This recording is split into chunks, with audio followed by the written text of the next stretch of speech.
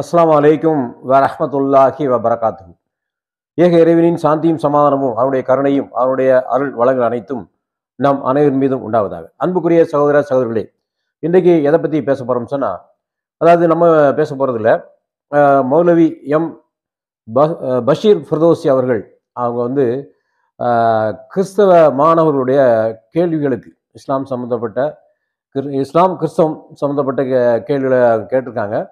அந்த கிறிஸ்தவ மாணவர்கள்லாம் கிறிஸ்தவ பைபிள் காலேஜ்னு சொல்லுவாங்கள்ல, இருதய குருத்துவ கல்லூரி. அது எங்கே இருக்குன்னு சொன்னால், பூந்தமல்லி கண்டோமன் அந்த ஏரியாவில் இருக்கக்கூடிய அந்த அந்த இருதய குருத்துவ கல்லூரி, அந்த பைபிள் காலேஜ், அதனுடைய மாணவர்கள் நம்ம அதே பகுதியில் உள்ள, அதாவது பூந்தமல்லி கண்டோன்மெண்ட் பகுதியில் உள்ள அகலகதீஸ் அந்த பெரிய பள்ளிவாசல், அதில் அந்த நிகழ்ச்சி நடந்திருக்கு. அதில் வந்து அந்த கிறிஸ்தவ மாணவர்கள், அந்த கிறிஸ்தவ கல்லூரி மாணவர்கள் கேட்குற கேள்விக்கு மௌலவி உஸ்தாத் எம் பஷீர் ஃபிர்தோசி அவர்கள், ஷேக் அவர்கள் வந்து அருமையான முறையில் பதில் சொல்லியிருக்காங்க.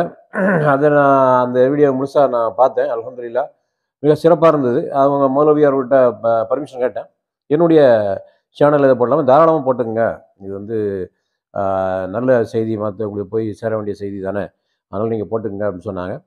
மௌலவி எம் பஷீர் ஃபிர்தோசி அவர்களை பொறுத்த மட்டும் நிறைய அரபி மொழியில் உள்ள புத்தகங்களில் தமிழை மொழிபெயர்த்திருக்காங்க. அது மட்டுமல்லாது அவங்களே நிறைய புக்கு ஆசிரியராக இருந்து நிறையா புக்கு வெளியிட்டிருக்காங்க. அதனுடைய படத்தை நான் உங்களுக்கு போடுறேன், நீங்கள் அதை பாருங்கள், அதை வாங்கி பயனடைங்க. கிடைக்கிற இடம் எங்கன்னா அஹ்லுஸ் சுன்னா பதிப்பகம், 2510 பவானி நகர், மேற்கு வேளச்சேரி, சென்னை 6,42,042. மௌலவி அவர்களுடைய கைபேசி எண் 9841200682. மின்னஞ்சல் bashir@yahoo.co.in. இப்போ வந்து லேட்டஸ்ட்டாக வந்து அஹ்லுல் சுன்னா பதிப்பகம் @gmail.com அப்படின்றாங்க. நான் வந்து அதை வந்து சைடில் உங்களுக்கு போடுறேன், நீங்கள் அதை பார்த்துக்கிடுங்க. அந்த புக்குகளை, அந்த புத்தகங்களை வாங்கி பயனடைங்க. அதன் நம்முடைய மார்க்கத்தை மேன்மைப்படுத்துவதற்காக, அதாவது அல்லாஹ் குர்ஆனில் சொல்கிறான்ல, மூமின்களே நீங்கள் இஸ்லாமிய மார்க்கத்தில் முழுமையாக நுழைந்து விடுங்கள், அப்படி அல்லாஹ் சொல்லி காமிக்கிறோம். அப்படி முழுமையாக நுழைந்து விடுறதுக்கு, மார்க்கத்தில் முழுமையாக நுழையிறதுக்கு இந்த மாதிரி புத்தகங்கள், மௌலவியர்களை மொழிபெயர்த்த புத்தகங்களும் சரி, அவங்களாக எழுதின புத்தகங்களும் சரி, நமக்கு பயனுள்ளதாக இருக்கும். அந்த இன்ஷா அல்லாஹ் அந்த அடிப்படையில் அதை வாங்கி பயன்பெறுமாறு நான் கேட்டுக்கொள்கிறேன். இப்போ வந்து மௌலவி அவர்கள் அந்த கிறிஸ்தவ மாணவர்கள் கேட்ட கேள்விக்கு பதில் சொல்கிறாங்க. அந்த வீடியோவை நீங்கள் பாருங்கள். அஸ்ஸலாமு அலைக்கும் வரஹ்மத்துல்லாஹி வபரகாத்துஹு.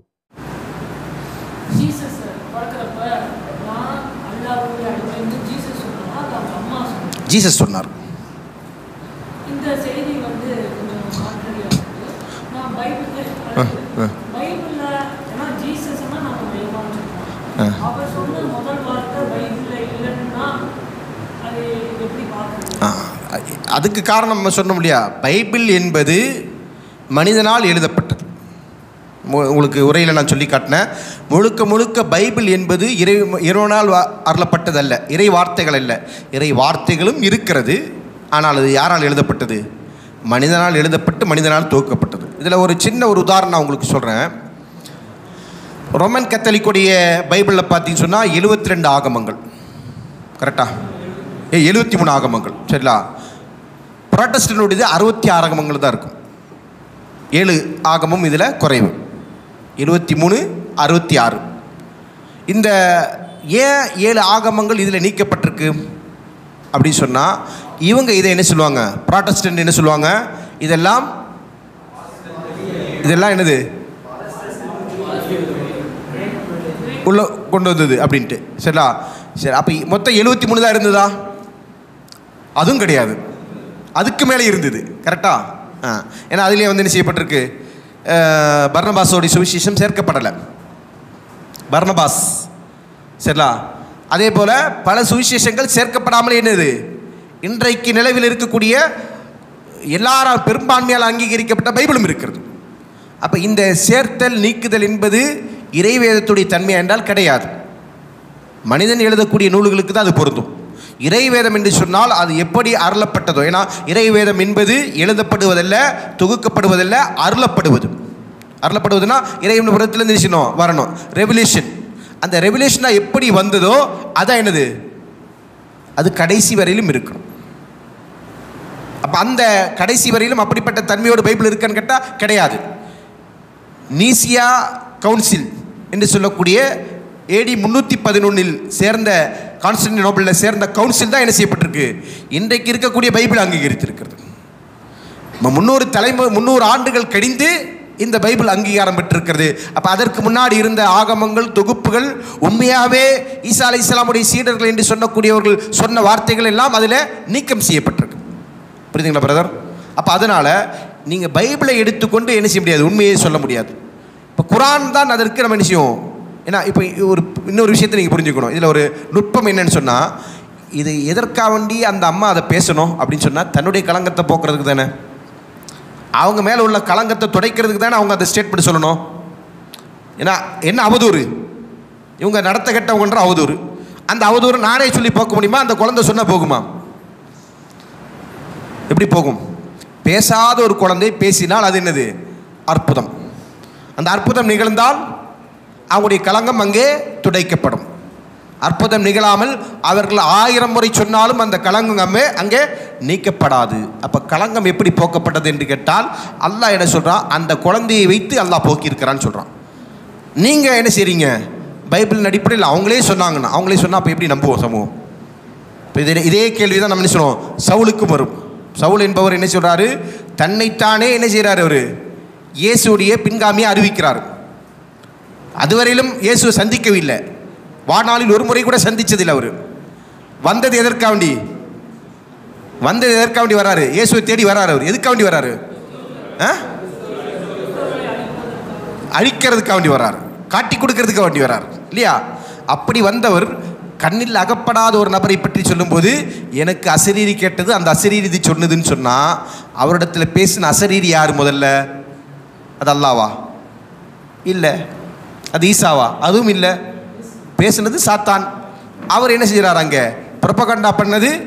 அவர் ஒரு புதிய மதத்தை, அதாவது ஈசா அலைஹிஸ்ஸலாம் கொண்டு வந்த கோட்பாடை உடைத்தெறிகின்ற சட்டத்திட்டங்களை, கோட்பாடை அவர் சொல்கிறார். அதுதான் பைபிள். சரிங்களா?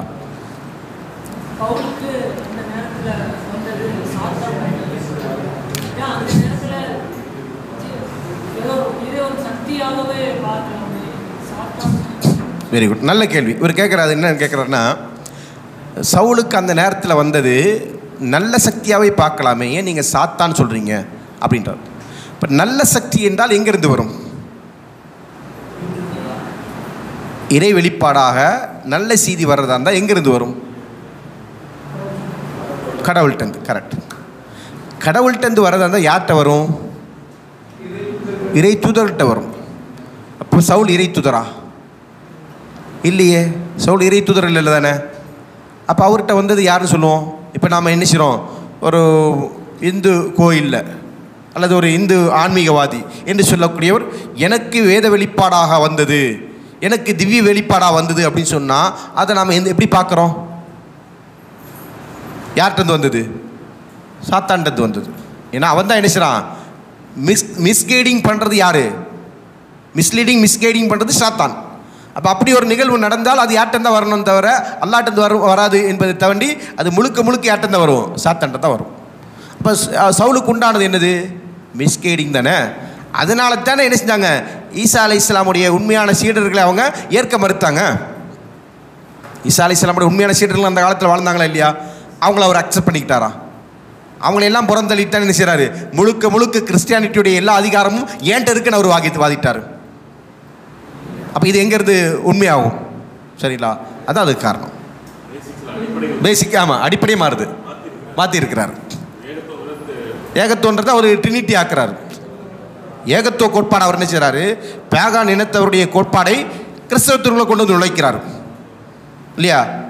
பிதா சுதன் பரிசுத்தாவி என்பது யாருடைய கோட்பாடு? பேகான் மத மக்களுடைய நம்பிக்கை. அதை கொண்டு வந்து அவர் என்ன செய்கிறாரு, கிறிஸ்தவமாக சொல்கிறாரு. அப்போ இது எப்படி என்ன செய்யும்? ஈசா அலைஹிஸ்ஸலாம் சொன்ன பிரச்சாரமாகும். அங்கே தானே இப்போ நீங்கள் பார்த்தீங்கன்னா முஸ்லீம்களுக்கும் கிறிஸ்தவர்களுக்கும் எங்கே நம்ம பிரிவினை உண்டாகுதுன்னு சொன்னால், இந்த இடத்துல தானே, இந்த கான்செப்டில் தானே நம்ம நினைச்சிடும். இப்போ ஆதமா அவ்வான்னு நான் சொன்னேன், நீங்கள் எல்லோரும் ஆமான்னு தலையாட்டினீங்க, ஆட்டினீங்களா இல்லையா? அக்செப்ட் பண்ணிங்களா இல்லையா? முதல் மனிதர் ஆதாம் தான். கரெக்ட். உலகத்தை படைச்சவன் யார்? அல்லாஹ், ஒரே இறைவன். எல்லாரும் ஆமான்ட்டீங்க. இப்போ நமக்கு என்ன பிரச்சனை? எல்லாம் ஒன்று தான், கரெக்டாக. ஆனால் எங்கே நம்ம வந்து நினைச்சிரோம், டிஃபர் ஆகிறோம் அப்படின்னு சொன்னால், ஈசா அலைஹிஸ்ஸலாம் அவர்கள் மனிதன் என்று நாங்கள் சொல்லுகிற போது, இறை தூதர்கள் என்று நாங்கள் சொல்லுகிற போது, நீங்கள் அங்கே என்ன செய்கிறீங்க? இல்லை, அவர் இறைவனுடைய மகன் என்று சொல்கிறீங்க. புரியுதுங்களா? அப்போ இங்கே தானே இடிக்குது. அப்போ இந்த இடிக்கிற கோட்பாடு யார் கொண்டு வந்தா? அங்கே தானே மிஸ் அண்டர்ஸ்டாண்டிங்க. என்னென்னு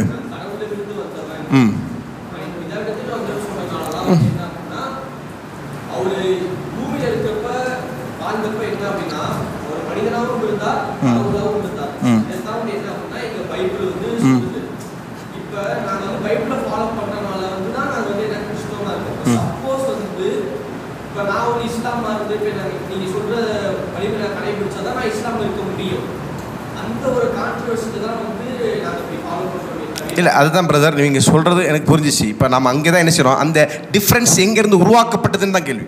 இப்போ நீங்கள் சொன்னக்கூடிய ஸ்டேட்மெண்ட், அதாவது நான் கடவுளிடமிருந்து வந்தவன், ஈசா அலைஹிஸ்ஸலாம் சொன்னதல்ல அது. ஒட்டுமொத்த இறை தூதர்களும் அதைத்தான் சொன்னாங்க. இப்போ மூசா அலைஹிஸ்ஸலாம் அவர்கள் தன்னை என்ன சொன்னாங்க? நான் அல்லாஹ்விடமிருந்து வந்தவன், இறைவனிடமிருந்து வந்தவன், இறை தூதராக வந்தவன். சரிங்களா? அப்படி தான் எல்லாரும் சொன்னாங்க. ஏன்னா அவங்களுக்கு அந்த ப்ராஃபிட் உட்ன்றது யார்கிட்டருந்து கிடைக்கிறது? இறைவன் புறத்திலிருந்து கிடைக்கக்கூடியது. வேதப்பள்ளி வெளிப்பாடு என்பது இறைவன் புறத்திலிருந்து கிடைக்கக்கூடியது. அப்போ அதை சொல்லக்கூடியவங்க யாருடைய மெசேஞ்சராக வராங்க? Messenger of God. அப்படி தானே? அவங்க யாருடைய ரெப்ரசன்டேட்டிவ்? காடோடைய ரெப்ரசன்டேட்டிவாக தான் உலகத்துக்கு வராங்க. இந்த பிரச்சாரத்தை அவங்க முன்னெடுக்கிறாங்க. இதை மக்களுக்கு மக்கள்கிட்ட அவங்க வந்து வெளிப்படுத்துகிறாங்க. அப்போ இதில் வந்து அவங்க அப்படித்தானே சொல்லுவாங்க. அதைத்தான் அவரும் சொன்னார். சரிங்களா? அவரும் அதைத்தான் சொன்னார்ன்றதை நம்ம ஏற்றுக்கிறோம். ஆனால் நீங்கள் என்ன சொல்கிறீங்க? அவரை வணங்க வேண்டும் என்று சொன்னார். அவர் சொன்னாரா? அவரை வணங்கணும்னு அவர் சொன்னாரா? அவரை வந்து இறைவனாக்கணும்னு சொன்னாரா? நான் இறைவன் என்று அவர் சொன்னாரா? இதுக்கு நீங்கள் என்ன செய்ய முடியாது. இந்த 3 கேள்விக்கு நீங்கள் பைபிள் முழுக்க நீங்கள் ஆராய்ந்தாலும் ஈசா அலைஹிஸ்ஸலாமுடைய ஸ்டேட்மெண்ட்டாக நீங்கள் ஒரு வசனத்தை கொண்டு வர முடியாது. நல்லா புரிஞ்சுக்கணும். திரும்ப புரியும். ஈசா அலைஹிஸ்ஸலாமுடைய ஸ்டேட்மெண்ட்டா? ஈசா அலைஹிஸ்ஸலாமுடைய ஸ்டேட்மெண்ட்னா இயேசு சொன்னதாக அப்படி ஒரு ஸ்டேட்மெண்ட் நீங்கள் பைபிள்லேருந்து கொண்டு வர முடியாது. என்னை வணங்குங்கள், நான் தான் இறைவன், சரிங்களா, அப்படின்னு சொன்னதாக நீங்கள் என்ன செய்ய முடியாது, கொண்டு வர முடியாது. அப்போ இந்த கற்பனைகள்லாம் எங்கேருந்து வந்தது அப்படின்னு சொன்னால் சவுலிடமிருந்து வந்தது. இதைத்தான் நம்ம சொல்கிறோம். இதைத்தான் நம்ம சவுல்கிட்டேருந்து வந்ததுன்னு சொல்கிறோம். அதனால தான் சவுலை என்ன சொல்கிறோம்? சாத்தானுடைய உந்துதலால் பேசியவர் என்று நம்ம சொல்கிறோம். புரியுதுங்களா? கேளுங்க. வழியும் ஜீவனும் சத்தியமாக இருக்கிறேன். கரெக்டு. அது இயேசு சொன்னார் இல்லையா? நீங்கள் சொல்ல கேள்வி புரிஞ்சிச்சு.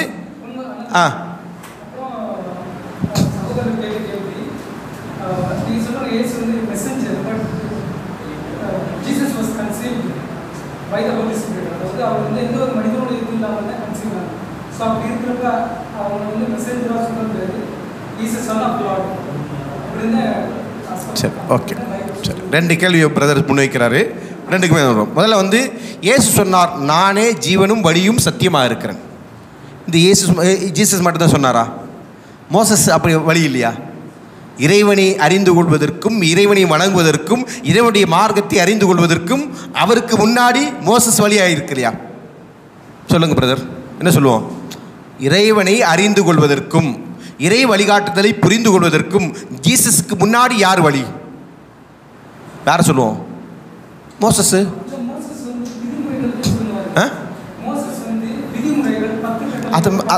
அதுதான் அந்த 10 கட்டளைகள் இருக்கு இல்லையா? அது யாருடையது?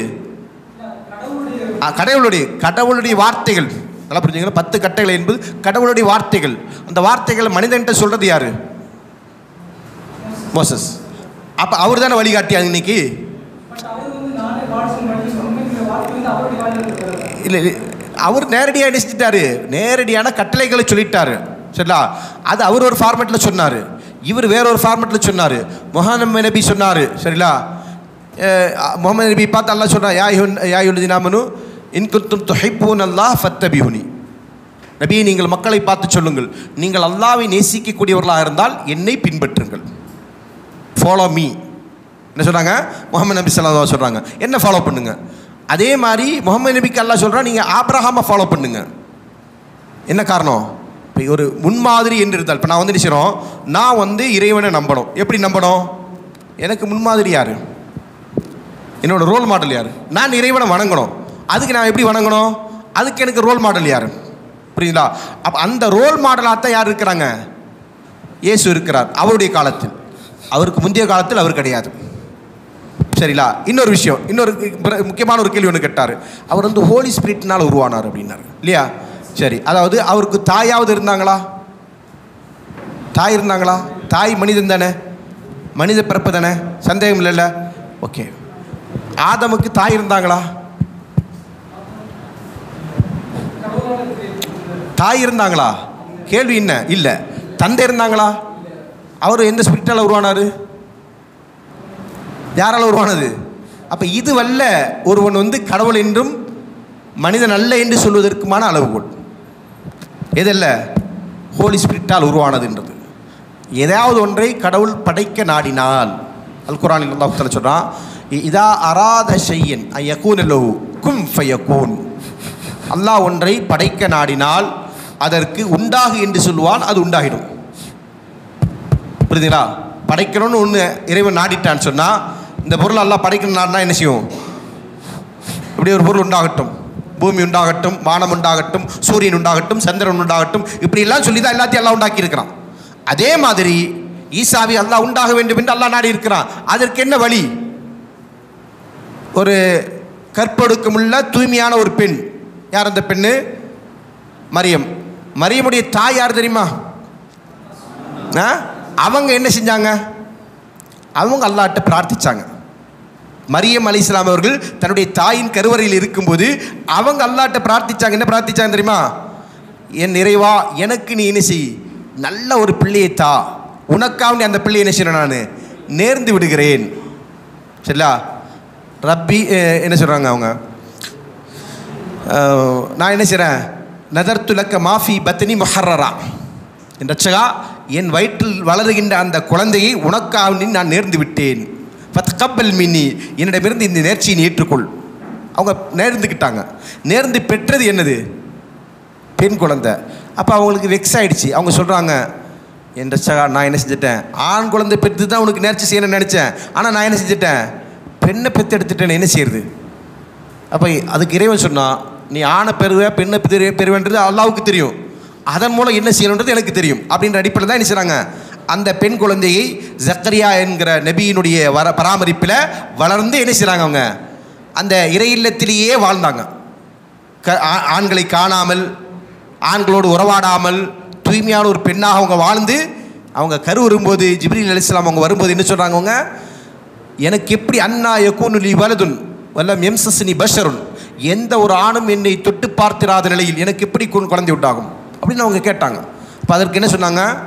கால கதாலிக், அப்படித்தான் உம்முடைய ரப்பு என்ன செஞ்சிட்டான், ஒன்றை நாடிட்டான்னா அது செய்வான்.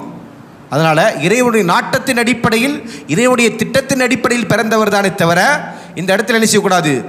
படைத்தவனை படைப்பினங்களோடு லெவலுக்கு கீழே இறக்கி நம்ம என்ன செய்யக்கூடாது? படைத்தவனை மட்டப்படுத்தக்கூடாது. என்ன செய்யக்கூடாது? அந்த இறைத்தன்மையிலிருந்து இறைவனை கீழே இறக்கிட்டக்கூடாது. ஒரு மனித பெண்ணோட என்ன செஞ்சிட்டாங்க? வாழ்ந்துட்டாங்க, அல்லது அந்த பெண்ணோட என்ன செஞ்சாங்க? குழந்தை உண்டாக்கிட்டாங்க அப்படின்னு சொல்லக்கூடாது. இறைவனுக்கு படைக்க நினைச்சா எங்கே வேணாலும் எது வேணாலும் உருவாக்க முடியும். அதான் இறைவன். புரியுதுங்களா? உலகத்தையே படைத்தவனுக்கு ஒரு தாயும் தந்தையும் இல்லாமல் ஒரு மனிதனை படைக்க முடிஞ்சவனுக்கு ஒரு தாயை கொண்டு ஒரு மகனை படைக்க முடியாதா? முடியும். அப்படிதான் அது நடந்திருக்கு. அது வந்து என்னது? அற்புதம். அது வந்து என்னது? அற்புதம், மிராக்கிள். யாருடைய அற்புதம்? மிராக்கிள் யாரால் செய்யப்பட்டது? யாரால்? அல்லாஹ்வால், காடால் செய்யப்பட்ட மிராக்கிள். அது மனிதனுடைய சக்தி அல்ல. புரியுதுங்களா? அதுதான் அங்கே அவரை மெசேஞ்சர் ஆக்குறதுக்கான அளவுகள். அதனால தான் அவர் என்ன செஞ்சார்? சிறு வயசுலேயே தொட்டில் குழந்தையில் அவர் அதுதானே பேசினார். நான் இறைவனின் அடிமை, என்னை இறைவன் தூதராக தேர்ந்தெடுத்து கொண்டான் அப்படின்னு ஏன் சொல்கிறாங்க? இப்போ மனித சமுதாயம் நேர்வழிப்படுத்துவதற்காக வேண்டி இறைவனால் செய்யப்பட்டிருக்கின்ற ஏற்பாடு தான், அதை தவிர வேறொன்றுமல்ல. சரிங்களா?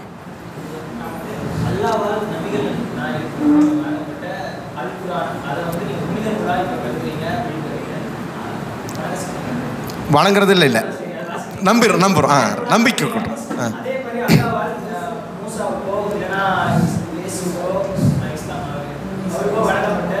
இஞ்சிலையோ இல்லைனா தோறாவையோ நீங்கள் புரிந்து கொள்ளல, இல்லைனா அதே அல்குரான் அதே ஒரு அருமையான கொஸ்டினை கேட்டிருக்கிற சகோதரி என்ன கேட்குறாருன்னா, அல்லாஹ்வால் முஹம்மது நபி அவர்களுக்கு வழங்கப்பட்ட குர்ஆனை நீங்கள் புனித நூலாக பார்க்குறீங்க, அதே ஏன் நீங்கள் இயேசுவுக்கு அருளப்பட்ட இஞ்சியில புனித நூலாக பார்க்கல, மோசேவுக்கு அருளப்பட்ட தௌராத்தையும் புனித நூலாக பார்க்கல அப்படின்றாங்க. இதெல்லாம் புனித நூலாக பார்த்தால் மட்டும்தான் ஒரு முஸ்லீம். சரிங்களா? ஒரு முஸ்லீம் நம்பிக்கை கொள்ள வேண்டிய 6 அடிப்படைகள் இருக்குது. முதலாவது, அல்லாஹ்வை நம்ப வேண்டும். என்ன செய்யணும்? அல்லாஹ்வை நம்பணும். அல்லாஹ்வை என்ன நம்பணும்? அல்லாஹ் தான் படைத்தவன், அல்லாஹ் தான் வணக்கத்திற்குரியவன், அல்லாஹ் தான் அனைத்து பேர்களுக்கும் பண்புகளுக்கும் பொருத்தமானவன். சரிங்களா? அல்லாஹ் என்கிற ஒருவன் இருக்கிறான் என்றெல்லாம் நம்ம நினைச்சணும். அல்லாஹ்வை குறித்து நம்பணும். இதெல்லாம் அல்லாஹ்வின் நம்பிக்கை என்பது ஒரு வரியில் சொன்னால் அதுக்குள்ளே வரக்கூடிய இன்னும் டெப்த்தாக போகும். நம்ம அதை என்ன செய்யலாம், சுருக்கமாக உங்களுக்கு சொல்கிறேன். அடுத்ததாக அல்லாஹ்வை நம்பணும். அதுக்கு அடுத்தபடியாக மலாயிக்காவை நம்பிக்கை கொள்ளணும். மலக்குகள், அதாவது இப்போ ஜிப்ரீல் சொல்ல முடியாது, நீங்கள் ஜிப்ரீல் மட்டும்தான் தெரிஞ்சு சொல்லுவீங்க. ஜிப்ரீல் அல்லாமல் பல மலக்கு என்கிற அந்த மெசேஜ், இது ஏஞ்சல்ஸ்ன்னு சொல்ல முடியாது. ஏஞ்சல்ஸ்ன்றது தவறான வார்த்தை. ஏஞ்சல்ஸ் என்பது தவறான வார்த்தை. ஏன்னா அவங்களுக்கு என்ன அர்த்தம்னா, மலக்கு என்றால் தூதர் என்று அர்த்தம். மலக்கு என்றால் தூதர் என்று அர்த்தம். சரிங்களா? ஏன்னா ஏஞ்சல் அப்படின்னு சொன்னால் தமிழ் என்ன மொழிபெயர்ப்பீங்க? வானவர்கள். தமிழ் எப்படி ஏஞ்சலுக்கு வரும்? அது யாருடைய கான்செப்ட்? இந்து மதம் கொண்டிருக்கக்கூடிய கோட்பாடு. தேவ தூதர்கள், தேவதைகள் என்பதெல்லாம் என்னது? இந்து மதம் கொண்டிருக்கக்கூடிய நம்பிக்கை. அதனால் அதை நாங்கள் நிச்சயம் பண்ணுறோம், அக்செப்ட் பண்ண மாட்டோம். ஏஞ்சல் கிடையாது, மலக். சரிங்களா? அந்த தூதர்கள் அல்லாஹ்வுடைய நேரடியான படைப்பாக இருந்து கொண்டிருக்கிற ஒரு படைப்பு. அவர்கள் தூதர்கள். அவர்கள் என்ன கிடையாது, ஆண் பெண் என்கிற இனம் கிடையாது, இனப்பெருக்கம் என்பது கிடையாது. எத்தனை எண்ணிக்கையில் அல்லாஹ் அவர்களை படைத்தானோ அதே எண்ணிக்கையில் தான் அவங்க இருப்பாங்க. புரியுங்களா? அல்லாஹ் அவங்கள கோடி பேரை படைச்சிருந்தாங்கன்னா கோடி பேர் மட்டும்தான். அதுக்கப்புறம் ஒருத்தர் என்ன செய்யறது இல்லை, அந்த இனத்தில் பெருகிறது கிடையாது. அப்படி உள்ளவங்க தான் யார்? மலக்கு. இந்த மலக்கு என்கிற படைப்பு இருந்து கொண்டிருக்கிறார்கள். அவர்கள் அல்லாஹ்வுடைய கட்டளை இந்த உலகத்தில் என்ன செய்கிறாங்க, செயல்படுத்தி கொண்டிருக்கிறார்கள். நாம் செய்யக்கூடிய செயல்களை எல்லாம் பாதுகாத்து எழுதி கொண்டிருக்கிறாங்க, ரெக்கார்ட் பண்ணுற அந்த வேலையெல்லாம் யார்கிட்ட இருக்குது? இந்த மலக்கள்கிட்ட இருக்குது. சரிங்களா? அடுத்ததாக மறுமையை நம்பிக்கை கொள்ள வேண்டும். மறுமை என்றால் உலகத்திற்கு பின்னர் இருந்து கொண்டிருக்கிற ஒரு வாழ்க்கை, நம்முடைய ஹேர் ஆஃப்டர், மரணத்திற்கு பின்னாடி உள்ள ஒரு வாழ்க்கை தான் மறுமை. அதில் சொர்க்கம் இருக்கிறது, நரகம் இருக்கிறது. நல்லவர்கள் சொர்க்கத்திற்கு செல்வார்கள், தீயவர்கள் நரகத்திற்கு செல்வார்கள். நரகத்தில் பல வேறு விதமான தண்டனைகள் இருந்து கொண்டிருக்கிறது, சொர்க்கத்தில் பல இன்பங்கள் இருந்து கொண்டிருக்கிறது. இது எல்லாத்தையும் நம்பிக்கை கொள்ளணும். அதற்கு அடுத்தபடியாக தூதர்களை நம்பணும். தூதர்கள் யாரெல்லாம் அல்லாஹ்வின் புறத்திலிருந்து அனுப்பப்பட்டார்கள் அத்தனை தூதர்களையும் எப்படி நம்பணும்? ஒரே போல் நம்பணும். இப்போ எங்களை கேட்டால், உங்களுக்கு மூசா அலைஹிஸ்ஸலாம் பெரியவரா, ஈசா அலைஹிஸ்ஸலாம் பெரியவரான்னு கேட்டால் ஒரு முஸ்லீம் என்ன சொல்லுவார்? கிடையாது. மூசா அலைஹிஸ்ஸலாமும் நபி, ஈசா அலைஹிஸ்ஸலாமும் நபி. ஈசா அலைஹிஸ்ஸலாம் பெரியவரா, இப்ராஹிம் அலைஹிஸ்ஸலாம் பெரியவரான்னு கேட்டால், இப்ராஹிம் அலைஹிஸ்ஸலாம் அந்தஸ்தில் அவருக்குரிய அந்தஸ்தில் அவர் பெரியவர். அவர் இவங்க எல்லாருடைய தந்தை, சீனியர். அவருக்குரிய அந்தஸ்தில் அவர் பெரியவர் தான். ஆனால் இவரை விட எங்களுக்கு அவர் ரொம்ப பிடிக்கும் அப்படி சொல்ல முடியுமா? ஒரு முஸ்லீம் அப்படி சொல்லக்கூடாது. இப்ராஹிம் அலைஹிஸ்ஸலாமை நேசிக்கிறேன், ஈசா அலைஹிஸ்ஸலாமை நேசிக்கிறேன்.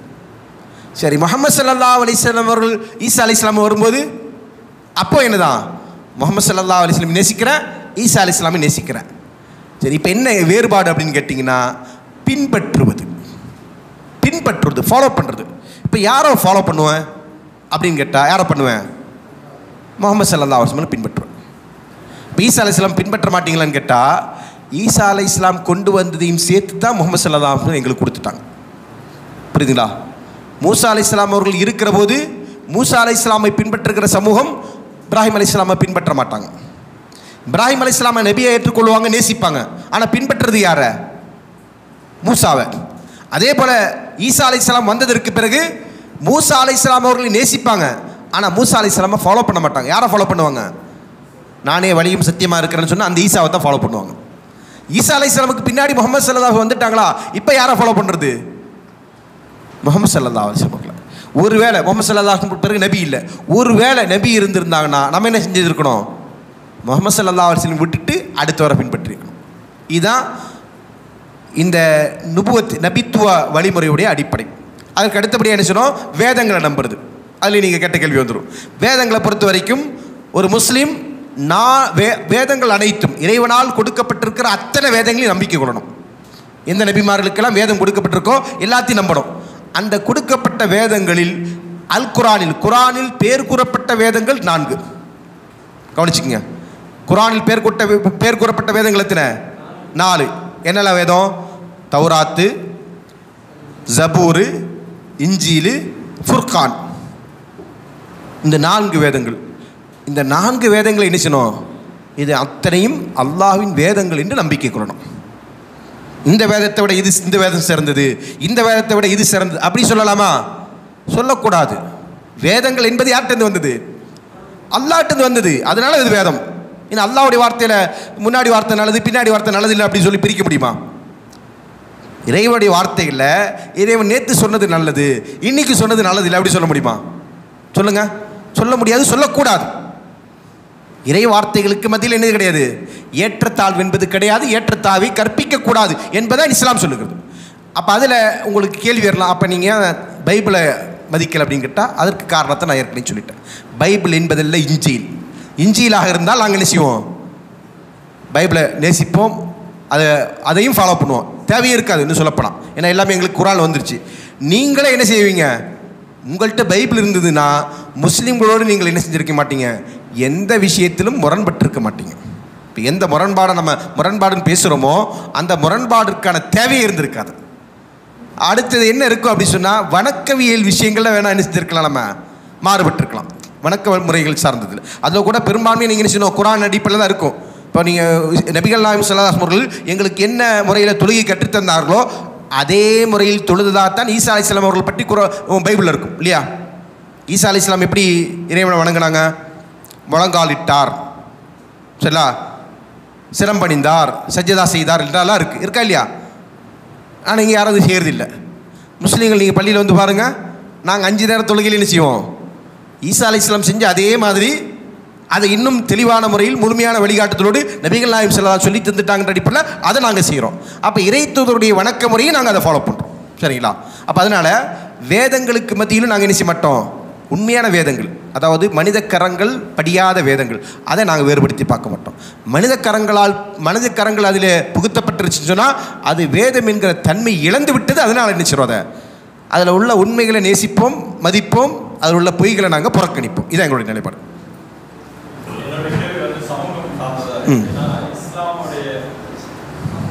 கையை மட்டும் தூக்கிடாதீங்க.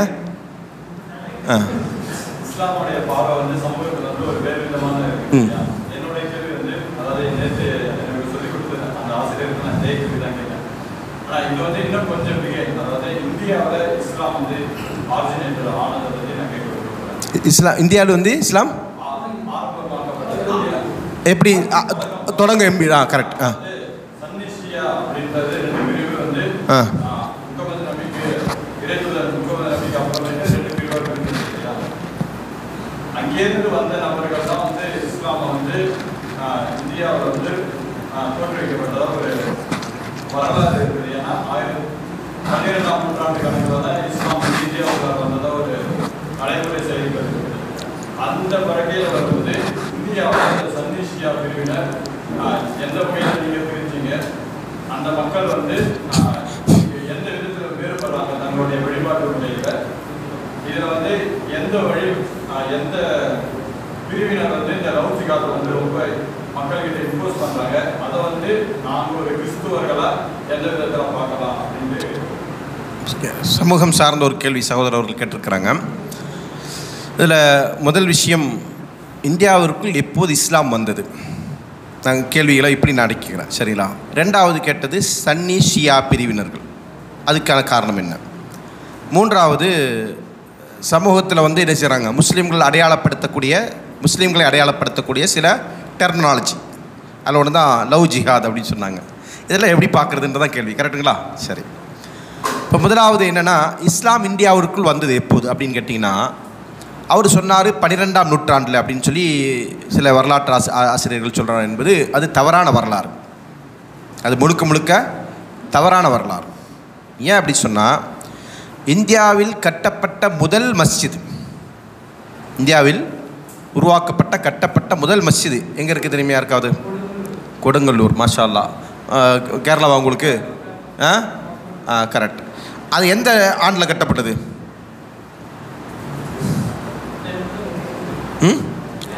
எந்த வருஷம்?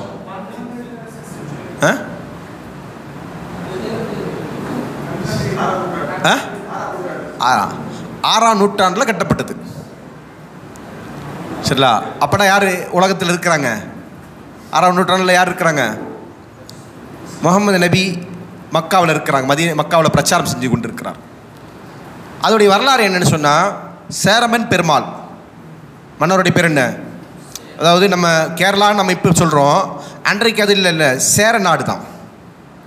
சேர சோழ பாண்டிய மன்னர்கள் ஆண்ட நாடு தான் என்னது இந்த தமிழ்நாடு என்கிற ஒட்டமொத்த இதுவும். கேரளா என்பது தமிழ்நாட்டுடைய ஒரு பகுதி தான். வரலாற்று ரீதியாக கேரளா என்பது தமிழ்நாடு, அதை முதல்ல புரிஞ்சுக்கணும் நம்ம. சரிங்களா? தமிழ்நாடு வேறு, கேரளா வேறு கிடையாது. இது எல்லாத்தையும் சேர்ந்து தான் திராவிட நாடுன்னு சொல்லுவாங்க. இனம் என்பது திராவிடம், மொழி என்பது தமிழ். சரிங்களா? அப்போ சேர மன்னர்கள் ஆண்ட பகுதி, சோழ மன்னர்கள் ஆண்ட பகுதி, அதே மாதிரி வேறு யார்? பாண்டிய மன்னர்கள் ஆண்ட பகுதி. மதுரை அந்த பகுதியெல்லாம் என்னதுன்னா பாண்டிய மன்னர்கள் ஆண்ட பகுதி. இந்த தஞ்சாவூர் இந்த சைடெலாம் என்னது? சோழ மன்னர்கள் ஆண்ட பகுதி. கேரளா என்பது சேர மன்னர்கள் ஆண்ட பகுதி. இதுதான் விஷயம். அப்போ அந்த சேர மன்னர்களில் ஒருவர் தான் சேரமன் பெருமாள் என்பவர். சரிங்களா? நபிகள் நாயகம் ஸல்லல்லாஹு அலைஹி வஸல்லம் அவர்கள் நபியாக இருக்கிற காலகட்டத்தில், எங்கே மக்காவில் நபிகள் நாயகம் ஸல்லல்லாஹு அலைஹி வஸல்லம் அவர்கள் நபியாக அவருடைய அழைப்பு பிரச்சாரத்தை செய்து கொண்டிருக்கிற காலகட்டத்தில் இப்படி ஒரு செய்தியை கேட்டு அவரை சந்திப்பதற்காக வேண்டி பயணம் புறப்பட்டு சென்றவர் தான் சேரமன்னர். சேரமன்னர் அங்கே அவரை பற்றிய வரலாற்றில் 2 செய்திகள் சொல்லப்படுது. அவர் போகிறதுக்கு காரணமாக இருந்த வரலாற்றிலையும் 2 செய்தி இருக்குது. அவருடைய அந்த பயணம் தொடர்பாகவும் 2 விஷயங்கள், 2 வரலாற்று குறிப்புகள் இருக்குது. ஒன்று, அவர் தன்னுடைய உட்பரிகை, அதாவது அந்த பால்கனி இருக்கு இல்லையா, மன்னருடைய அரண்மனையோட உட்பரிகை எப்படி சொல்லுவாங்க, அதற்கு அந்த பால்கனியில் இருந்து கொண்டிருக்கிற போது சந்திரன் பிளவுபட்ட காட்சியை அவர் பார்க்குறார். நபிகள் நாயகம் ஸல்லல்லாஹு காலகட்டத்தில் நடந்த ஒரு அற்புத நிகழ்வு. சந்திரன் 2ஆக பிளர்ந்தது என்பது. சரிங்களா? அப்போ அந்த பிளவுபட்ட ஒரு காட்சியை அவர் பார்த்துட்டு அதை குறித்து அவர் ஆராயிறார். அதை பார்த்து அவருக்கு என்னது திடுக்கும், பயம், அதை குறித்து அவர் ஆராயிறார். அப்போது அரபு உலகத்திலேருந்து வந்த ஒரு வணிக குழு, கொடுங்கல்லூருக்கு அந்த இது வந்து கப்பல் வழியாக வந்த ஒரு வணிக குழு என்ன சொன்னாங்க, இது இங்கே நாட்டில் வந்து நபிகள் என்று ஒருவர் இருக்கிறார், தூதர் என்று ஒருவர் வந்திருக்கிறார், அவர் இதெல்லாம் பிரச்சாரம் பண்ணிட்டு இருக்கிறான்னு சொன்ன உடனே அவரை பார்ப்பதற்காக வேண்டி இவர் சென்றார் என்றும், நேரடியாக வணிக குழு வந்து இந்த இறை தூதருடைய பிரச்சாரத்தை பற்றி இவருக்கு சொன்னதுனால அதற்காக வேண்டி சென்றார் என்றும் 2 செய்தி இருக்குது. அப்படி போனவர் என்ன செய்கிறாரு, ஓமன் என்று சொல்லக்கூடிய, இன்றைக்கு கூட அந்த இடத்துல சலாலா, ஓமன் என்று சொல்லக்கூடிய அந்த நாட்டில் சலாலா என்கிற பகுதியில் நீங்கள் போனீங்கன்னா சேரமன் பெருமாளுடைய அடக்கத்தலம் இருந்து கொண்டிருக்குது. சரிங்களா? அது ஒரு வரலாற்று சின்னமாக அங்கே இருந்து கொண்டிருக்கு. அவர் திரும்ப இந்தியாவுக்கு வரல, போயிட்டு அங்கேயே என்ன செஞ்சிட்டாரு, மரணிச்சிட்டாரு. அப்போ அதில் என்ன சொல்லப்படுதுன்னா, அவர் போயிட்டு நபிகள் நாயகம் ஸல்லல்லாஹு அலைஹி வஸல்லம் சந்திச்சுட்டு திரும்ப வர வழியில் அவர் மரணிச்சிட்டார் என்றும், போகிற வழியிலேயே நபிகள் நாயகம் ஸல்லல்லாஹு அலைஹி வஸல்லம் தூதுக்குழுவை, அந்த அரபு நாட்டில் பிரச்சாரம் செய்து கொண்டிருந்தால் தூதுக்குழி இவங்க சந்தித்து இவர் முஸ்லீம் ஆகிட்டு, அவருடைய பேர் வந்து தாஜுத்தீன். யாருடைய பேர்? சேரமன் பெருமாள் மன்னர் தன்னை என்ன செஞ்சிட்டாரு, பேர் மாற்றிக்கொண்டது தாஜுத்தீன், முஸ்லீம் ஆகிட்டு. அப்போ அவர் என்ன செஞ்சார், அங்கே இஸ்லாத்தை ஏற்றுக்கொண்டு அந்த பகுதியிலேயே வந்து மரணித்து அங்கே அடக்கம் செய்யப்பட்டார். அப்போ அவர் அங்கே போயிட்டு அங்கே தூதுக்குழியை சந்தித்தாங்க இல்லையா, அங்கேருந்து இந்தியாவை நோக்கி வரக்கூடிய தூதுக்குழுக்கு மன்னர் கடிதம் கொடுக்குறார். என்னென்னு, அவங்க வந்தவங்களாம் முஸ்லீம்கள், அவங்களுக்கு கடிதம் கொடுக்குறாரு, இவங்களை வந்தால் நீங்கள் என்ன செய்யுங்க, ராஜ மரியாதையோட இவங்களை கவனிங்க அப்படின்னு சொல்லி அவர் வந்து கடிதம் கொடுத்ததுனால அவருடைய மருமகன்கள், அதாவது அப்போ வந்து தாய் சமூகம், அந்த சகோதரியுடைய பிள்ளைகள் தான் என்ன செய்வாங்க, மன்னர் இல்லைன்னா மன்னருடைய இடத்துல இருப்பாங்க. அந்த மருமகன்கள் என்ன செய்கிறாங்க, அவங்கள வரவேற்று அவங்களுக்கு கட்டி கொடுத்த இறை இல்லம் தான் அவர் சொன்ன அந்த கொடுங்கல்லூரில் இருக்கக்கூடிய சேரமன் மஸ்ஜித் என்பது. மஸ்ஜித் சேரமன் மஸ்ஜித் என்பதுதான் அதற்கு பேர். அது 6ஆம் நூற்றாண்டில் கட்டப்பட்ட மஸ்ஜித். சரிங்களா? இதுதான் வரலாறு. இன்னும் நீங்கள் கூடுதலாக பார்க்கணும் சொன்னால், அதே 6ஆம் நூற்றாண்டுடைய இறுதியில் 7ஆம் நூற்றாண்டுடைய துவக்கத்தில் கட்டப்பட்ட பள்ளிகள் காயல்பட்டினம் தெரியும் இல்லையா, காயல்பட்டினம், அதே மாதிரி நாகர்கோயில், கன்னியாகுமரி, இது போன்ற ஊர்களில் இன்னும் கல்வெட்டுகளோடு அந்த மஸ்ஜிதுகள் இருக்கிறது நீங்கள் பார்க்கலாம். அப்போ அந்த 12ஆம் நூற்றாண்டு என்பது என்னது, வரலாற்று பிழை. அது ஒரு வரலாற்று ஆய்வாளர்கள் எழுதியிருக்கலாம். அவருடைய தகவலின் அடிப்படையில், அவருடைய ஞானத்தின் அடிப்படையில் எழுதியிருக்கலாம். அப்படி தான் நம்ம பார்க்கணும். இல்லைனா மேபி என்ன செய்யலாம், பரவலாக இந்தியா முழுக்க போனது என்கிற ஒரு செய்தியை கூட அதில் மென்ஷன் பண்ணியிருக்கலாம். ஏன்னா வரலாற்றை எழுதக்கூடியவங்க எல்லாருமே வந்து பெருவாரியாக பொய் எழுதணும்னு எழுத மாட்டாங்க. என்னென்னு எழுதுவாங்க, அவங்களுக்கு கிடைச்ச தகவல் தரவுகள் அதன் அடிப்படையில் எழுதுவாங்க. இப்போ அவங்களுக்கு என்ன கிடைச்சதோ அதை வச்சு அவங்க எழுதியிருக்கலாம். அப்போ என்ன செய்யலாம், இல்லை பாதி உண்மை இருக்கும், பாதி யதார்த்தத்துக்கு புறமான விஷயங்கள் இருக்கும். சரி, அப்போ அதனால் இது என்ன செய்யுங்க, 12ஆம் நூற்றாண்டு அல்ல என்பது தவறு. அடுத்தது 2வது விஷயம் வரும், ஷியா சுன்னி. இப்போ நான் உங்களுக்கு அல்லாஹ்வுடைய மார்க்கம் என்பது இஸ்லாம். சரிங்களா? இதை உங்களுக்கு பைபிள்லேருந்து சொல்லணுமா, ஷாலோம். இஸ்லாம்னா என்ன? இஸ்லாம்னா என்ன? இஸ்லாம் என்பதும் ஷாலோம் என்பது என்னது? ஒரே வார்த்தை. இயேசு கிறிஸ்து ஷாலோமை பிரசங்கித்தார். கரெக்டா? இயேசு கிறிஸ்து எதை பிரசங்கித்தார்? ஷாலோமை பிரசங்கித்தார். ஷாலோம்னா இஸ்லாம். ஷாலோம்னா என்னது? இஸ்லாம். இந்த மார்க்கத்துக்கு பேர் என்னதான்? இஸ்லாம் தான். சரிங்களா? அப்போ இஸ்லாம் என்பது அல்லாஹுடைய மார்க்கம். உலகம் முழுக்க அல்லாஹ் விரும்புகிற மார்க்கம் என்ன? இஸ்லாம். சாந்தி சமாதானம் அல்லாஹ் விரும்புகிறது. அல்லாஹுக்கு அடிபணிந்து வாழுதல். சரிங்களா? அல்லாஹ்விற்கு கட்டுப்பட்டு வாழ்வதன் மூலமாக ஒரு மனிதன் சமாதானத்தோடும் சாந்தியோடும் வாழ்தல் என்பதுதான் இஸ்லாம் என்பதுடைய அர்த்தம். சரிங்களா? அப்போ அந்த இஸ்லாமைத்தான் உலகத்திற்கு வந்த எல்லா ப்ராஃபிட்டும் பிரச்சாரம் செஞ்சாங்க. அதில் தில்லுமுள்ளு செஞ்சவங்க யாருன்னு சொன்னேன் நான்? சாத்தான் எதிரி. தில்லுமுள்ளு செஞ்சவங்க யூதர்கள். யூத இனத்தின் மூலமாகத்தான் என்ன செய்யுது, உலகத்தில் இறைமார்க்கம் என்பதை தாண்டி இன்னொரு மதம் உருவாகிறது. இறைவனுடைய மார்க்கம் என்பதை தாண்டி இன்னொரு மதம் உருவானது யூதனுடைய சூழ்ச்சி. அதே மாதிரி அது யூத மதம் என்பதும், அதே மாதிரி கிறிஸ்தவத்தை உருவாக்கியதும் ஒரு யூதன் என்று நான் சொன்னேன்னா, சவுல் என்பவர் யார்? யூதன் தான். சவுல் யூதனா இல்லையா? யூதன். அதே யூத சூழ்ச்சி தான் ஷியாயிசம் என்பது.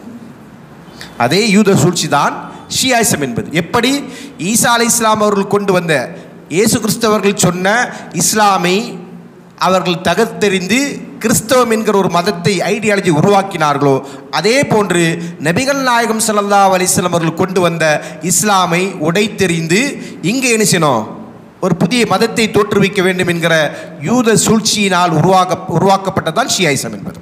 சரிங்களா? அவங்களுடைய கோட்பாடு என்னன்னு சொன்னால், நபிகள் நாயகம் ஸல்லல்லாஹு அலைஹி வஸல்லம் அவர்களுக்கு இறை செய்தி வந்தது. அவர் தான் இறை தூதர். ஆனால் அவங்க என்ன செய்வாங்க, ஆரம்பத்தில் அப்துல்லா இப்னு சபா என்று சொல்லக்கூடிய ஒரு யூதன். ஒரு யார்? யமன் நாட்டை சார்ந்த ஒரு யூதன். சரிங்களா? நபிகள் நாயகம் ஸல்லல்லாஹு அலைஹி வஸல்லம் மரணத்திற்கு பிறகு முஸ்லீம் சமூகத்திற்குள் ஊடுருவி அவன் சொன்னான், நபிகள் நாயகம் ஸல்லல்லாஹு அலைஹி வஸல்லம் அவர்களுக்கு வர வேண்டிய இறை செய்தி அவருக்கு வந்ததில்லை, அது அவருடைய மருமகனாகிய அலிக்கு வர வேண்டியது அப்படின்ட்டார். இப்படி ஒரு பிரச்சாரம் செஞ்சாங்க. அது ஒட்டுமொத்த முஸ்லீம்களும் எதிர்த்ததுனால அவன் என்ன செஞ்சிட்டான், டக்குன்னு வேறு ரூட் எடுத்தான். என்ன ரூட் எடுத்தான்? நபிகள் நாயகம் ஸல்லல்லாஹு அலைஹி வஸல்லம் அவர்களுக்கு பிறகு இஸ்லாமிய அந்த ஹலீஃபா, ஆட்சியாளராக வர வேண்டியவர் அபூபக்கர் அல்ல, நபிகள் நாயகம் ஸல்லல்லாஹு அலைஹி வஸல்லம் தோழராக இருந்து கொண்டிருக்கிற அபூபக்கர் அல்ல, அவருடைய மருமகனாரிய அலி தான். ஏன்னா அவர் தான் அவருடைய ஃபேமிலி, அவருக்கு தான் போயிருக்கணும் இப்படின்ற வாதத்தை சொன்னான். இதை ஒரு சில மக்களை இந்த வாதத்தின் மூலமாக என்ன செய்ய முடியுது, அவனால் டைவர்ட் பண்ண முடிஞ்சது. அந்த டைவர்ஷனால் உருவான ஒரு சித்தாந்தம் தான் என்னது, ஷியாயிசம். ஷியாயிசத்துக்கும் இஸ்லாமுக்கும் சம்பந்தமே கிடையாது. ஷியாயிசத்துக்கும் இஸ்லாமுக்கும் சம்பந்தமே கிடையாது. இன்னும் உங்களுக்கு தெளிவாக புரியணும்னு சொன்னால், இப்போ முஸ்லீம்கள் சிலர் என்ன செய்வாங்க, தர்கா வர்ஷிப்பர்னு இருப்பாங்க. அது தர்கானா என்ன அர்த்தம்? ஒரு சமாதி. தர்கானா என்னது? சமாதி. இறந்து போன ஒருத்தர், அவரை வச்சு வணங்குவாங்க. கரெக்டாக பார்த்துருப்பீங்களா? அதுக்கு இஸ்லாமுக்கு சம்மந்தம் இருக்கா? இப்போ நான் சொன்னேன், நீங்கள் இஸ்லாமை குறித்து ஆழமாக நீங்கள் குரான் ஹதீஸ்லாம் ஆய்வு செய்யலைனாலும் பரவாயில்ல, இவ்வளோ நேரம் நான் சொன்ன அந்த கான்செப்ட்லேருந்து நீங்கள் பார்த்தீங்கன்னா நீங்கள் என்ன சொல்லுவீங்க? சம்மந்தமே ஆப்போசிட். கரெக்டாக? அதுதான். அப்போ இந்த கான்செப்டும் உருவாக்குனது யார்? அந்த ஷியாயிசத்துடைய பிரதிபலிப்பு. ஷியாக்கள் மூலமாகத்தான் இந்த தர்கா வர்ஷிப் என்கிற, ஐடியல் வர்ஷிப், இந்த சமாதி வழிபாடு என்கிற அந்த ஒரு சித்தாந்தம் இஸ்லாமிற்குள் புகுத்தப்பட்டது. இப்போ இதை தான் நம்ம என்ன சொல்கிறோம், யூதர்களுடைய சூழ்ச்சியினால்தான் கிறிஸ்தவம் உருவானது, ஷியாயிசம் உருவானது, முஸ்லீம்களுக்கு மத்தியில் இருந்து கொண்டிருக்கிற அத்தனை பிரிவினைகளும் அது மூலம் உண்டானதான். அதை தாண்டி அதெல்லாம் இஸ்லாம் இல்லை. இதை நீங்கள் புரியணும்னு சொன்னால் நீங்கள் ஒரே ஒரு முறை என்ன செஞ்சாமோ ஆரம்பம் முதற்கொண்டு குர்ஆனுடைய மொழிபெயர்ப்பு ஒருத்தரை படித்தா போதும். அப்போ உங்களுக்கு என்ன செய்யும், இந்த இஸ்லாமின் பெயரால் காணப்படுகிற இத்தனை விஷயங்கள் என்ன செய்வீங்க, இதெல்லாம் இஸ்லாம் அல்ல நீங்களே சொல்லிவிடுவீங்க. சரிங்களா? ஒரு உதாரணம் சொல்கிறேன் உங்களுக்கு. எம்பி திருமாவளவன் இருக்கிறார் இல்லையா, தெரியும் இல்லையா? அவர் ஒரு முஸ்லீமுடைய மேடையில் பேசுகிறார். முஸ்லீம் நிகழ்ச்சி ஒரு மேடை. என்ன மேடை அப்படின்னா மீலாது விழா கொண்டாட்டம் அப்படின்னு. மீலாது விழான்னா என்ன தெரியுமா உங்களுக்கு? தெரியாது. மீலாது விழானா என்னச்சு தெரியல. மீலாது விழானா என்னன்னா, நீங்கள் பார்த்துருப்பீங்களா அப்படி ஒரு நிகழ்வை கேள்விப்பட்டதா உண்டா? மீலாது விழா கொண்டாட்டம்னு, மீலாடி நபி. வெரி குட், மாஷா அல்லாஹ். சரிங்களா? அதான் அப்படின்னு என்னன்னா நபிகள் நாயகத்தோட பிறந்த நாள் கொண்டாட்டம். சரிங்களா? அப்படி ஒன்று இஸ்லாமில் இருக்கான்னு கேட்டால் கிடையாது. அப்படி ஒன்று இஸ்லாமில் கிடையாது. யாருடைய பிறந்த நாளையும் இறந்த நாளையும் கொண்டாடுவது என்பது இஸ்லாம் அல்ல. சரிங்களா? அப்போது இதை ஒரு கூட்ட முஸ்லீம்கள் செய்கிறாங்க. அந்த கூட்டத்துக்கு மேடைக்கு பேச்சாளராக தான் என்ன செய்கிறாரு, திருமாவளவன் எம்பி அவர்கள் அழைக்கப்படுகிறார். சரிங்களா? அவர் அங்கே போயிட்டு என்ன சொல்கிறாரு, இதெல்லாம் இஸ்லாம் அல்லன்றாரு. யார் சொன்னார்? திருமாவளவன். அவர் சொல்கிறாரு. ஏன் சொன்னார்? அவர் குர்ஆனை படிச்சிருக்கிறார், இஸ்லாமை படிச்சிருக்கிறார். அவருக்கு தெரியும் அது இஸ்லாம் அல்லன்னு. ஆனால் அதை என்ன செய்கிறாங்க, இந்த முஸ்லீம் சமுதாயத்தில் பெரும்பான்மையினர்கள் செய்து கொண்டிருக்கிறாங்க. இப்போ இதெல்லாம் எங்கிருந்து வந்ததுன்னு சொன்னால், இஸ்லாமிய தத்துவத்தை நபிகள் நாயகம் ஸல்லல்லாஹு அலைஹி வஸல்லம் அவர்கள் போதித்த உண்மையான இஸ்லாத்தை களங்கப்படுத்துவதற்காக வேண்டி அதை முஸ்லீம்களுடைய உள்ளத்திலிருந்தும் மனிதருடைய உள்ளத்திலிருந்தும் அதனுடைய தாக்கங்களை அழித்தொழிப்பதற்காக வேண்டி செய்யப்பட்ட சூழ்ச்சியுடைய விளைவு. இந்த சூழ்ச்சிக்கு நம்ம என்ன செய்கிறோம், ஒரு காரணமாக யூதனை சொல்கிறோம்னா, இன்னொரு பெருங்காரணம் யார்? அவன் ஷியாவே யூதனால தான் உருவாக்கப்பட்டது. நான் சொல்கிறேன், அவனுக்கெல்லாம் பெரிய காரணம் சைத்தான். கரெக்டாக சொன்னீங்க பாருங்கள். ஏன்னா அவன் தான் யாராக இருக்கிறான், மனிதனை வழிகெடுப்பதையே இலக்காக கொண்டிருக்கிறான். சரிங்களா? மனிதனை வழிகெடுப்பதையே இலக்காக கொண்டு வந்த யாரு? ஷைத்தான். அப்போ அந்த ஷைத்தானுடைய உந்துதலால் தான் இந்த சித்தாந்தங்கள்லாம் உருவாகுது. சரிங்களா? அடுத்தது அவருடைய 4வது கேள்விக்கு வந்துடும். அதாவது லவ் ஜிஹாத், அதை பற்றி என்ன பார்க்குறீங்க? சரிங்களா? இதெல்லாம் முதல்ல ப்ரொபகண்டா, மீடியாவுடைய ப்ரொபகண்டாஸ். முதல்ல அதை புரிஞ்சுக்கணும். இஸ்லாம் லவ்வை பற்றி என்ன சொல்ல தெரியுமா? ஒரு ஆண் அந்நிய பெண்ணை காதலிக்கிறது இஸ்லாமில் ஹராம். ஒரு முஸ்லீம் இன்னொரு அந்நிய பெண்ணை காதலிப்பது போட்டு பார்க்குறதே ஹராம். எங்களுக்கு பார்ப்பது, பழகுவது, பேசுவது, சந்தித்து கொள்ளுதல் இதெல்லாம் எங்களுக்கு ஹராம். சரிங்களா? அப்போ அது லவ் ஜிஹாத் அப்படின்னா என்ன அர்த்தம்? இஸ்லாமில் அது ஒரு அம்சன்றதான காட்டப்படுது. அது எவ்வளோ பெரிய பொய், அப்பட்டமான அவதூறு பொய். ஏன்னா ஜிஹாத் என்று சொன்னால் உண்மையை நிலைநாட்டுவதற்காக வேண்டி செய்யக்கூடிய முயற்சி, போராட்டம், உண்மைக்காக வேண்டி. இது எப்படி இருக்குன்னு சொன்னால் என்ன, இந்த உதாரணத்துக்கு என்ன சொல்ல முடியும்னா, இனிப்பான என்னது இந்த வேப்பலை, இப்படி இனிப்பான வேப்பலை. சரிங்களா? அதே மாதிரி ஸ்வீட் பாய்சன் அப்படி சொன்னால் எப்படி இருக்கும்? அந்த உதாரணம் தான் அது. எது? லவ் ஜிஹாத் என்பது. ஜிஹாத் என்பது என்னது? உண்மைக்காக வேண்டி, சத்தியத்திற்காக வேண்டி ஒருவன் அந்த சத்தியத்தை நிலைநாட்டுவதற்காக வேண்டி எடுக்கக்கூடிய முயற்சி, அதற்கான போராட்டம் தான் ஜிஹாத். ஜிஹாதுன்னு அது அதுக்கு அர்த்தம். சரிங்களா? ஆனால் அதை எங்கே கொண்டு போயிடுறாங்க, லவ்வோட கனெக்ட் பண்ணுறாங்க. அது எப்படிப்பட்ட லவ் உண்மையான லவ். எனக்கு அல்லாஹ் மீது லவ் இருக்குது. நான் என்ன செய்கிறேன், என்னுடைய ரப்பாக என்னை படைத்தவனா அல்லாஹ் நான் நேசிக்கிறேன், நபிகள் நாயகம் ஸல்லல்லாஹு அலைஹி வஸல்லம் நேசிக்கிறேன், என் தாயை நேசிக்கிறேன், என் தந்தையை நேசிக்கிறேன், என் சகோதரர்களை நேசிக்கிறேன், என் பிள்ளையை நேசிக்கிறேன், என் மனைவியை நேசிக்கிறேன். இதெல்லாம் என்னது? லவ். ஆனால் அங்கே என்ன வார்த்தை, என்ன கான்செப்டுக்காக இந்த வார்த்தை பயன்படுத்தப்படுது? ஒரு முஸ்லீமான ஆண் முஸ்லீம் அல்லாத ஒரு பெண்ணை, அது கூட அதுக்கு தான் பயன்படுத்தப்படுது. முஸ்லீம் பெண்ணை லவ் பண்ணுறது கூட கிடையாது இல்லையா? அப்படி பண்ணால் அது வெறும் லவ் தான், அதுவே ஹராமு. இது முஸ்லீம் அல்லாத ஒரு பெண்ணை லவ் பண்ணால் அது பேர் இந்த லவ் ஜிஹாது இல்லையா? இது சாதா, அது ஸ்பெஷல் அப்படின்ற கேட்டகரிக்கு என்ன செஞ்சுருக்கிறாங்க, கொண்டு வந்திருக்கிறாங்க. இது வந்து முழுக்க முழுக்க இஸ்லாமுடைய எதிரிகளுக்கு இஸ்லாம் மீது இருக்கக்கூடிய வன்மத்தை தீர்த்து கொள்வதற்காக வேண்டி பயன்படுத்தக்கூடிய சொல்லாடல். அதற்கு இஸ்லாமுக்கு எந்த சம்மந்தமும் இல்லை. கிளியரா? வேறு எதாவது இருக்கா அவருக்கு? டீ கொடுக்குறேங்க பிரதர், டீ சாப்பிடுங்க. சரிங்களா? கேட்கலாம்.